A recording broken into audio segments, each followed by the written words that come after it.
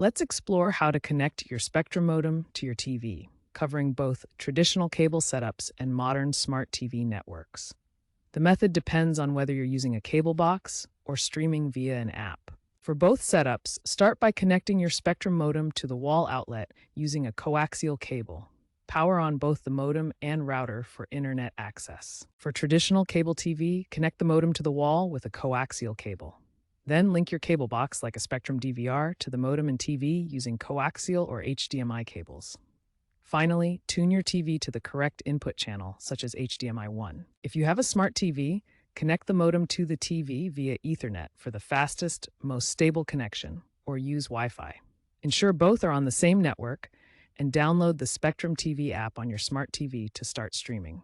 Smart TV setups offer the convenience of no extra boxes and flexible placement, relying on a stable internet connection for streaming. Cable setups provide reliable live TV and DVR functionality without internet dependency, though they require physical boxes. To optimize a smart TV setup, use the 5 GHz Wi-Fi band for high-speed streaming. In case of issues, ensure your TV OS is compatible and update your modem's firmware. Always check Spectrum's compatibility tool.